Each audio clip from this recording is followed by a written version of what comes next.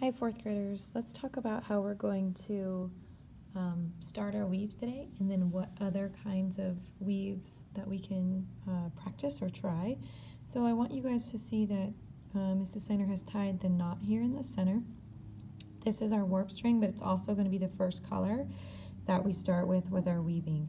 My best advice with this first string is just to finish it as a traditional weave and then move on to a different color or tie more of this color on if you want it to be longer. So I'm going to zoom in a little bit.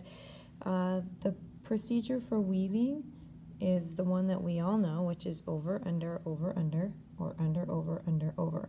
It doesn't matter where I start. I like to kind of loop it in my finger. It just makes it easier for me to put it underneath, especially if I have a lot of warp string.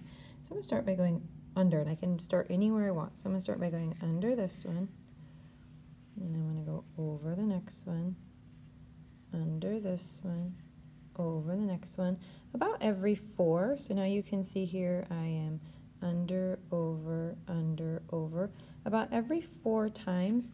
I want you to pull it.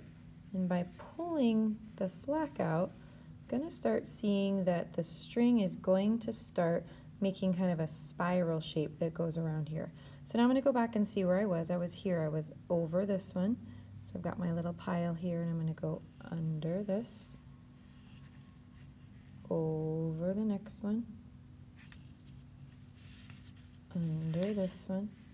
So you can start to see that I'm going around and around, and if I pull it just a little bit, not too tight, you can start to see that I've got a spiral going on. So I'm just going to do a couple more so you can see over, under, pull it, over, under, pull it.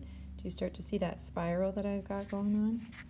So that's what we want to see in the middle of our weaving. And I'm just going to keep going around as I keep pulling, not too tight, but I'm just going to start seeing that I have a real flat weaving that's created here, and that's what you want to do.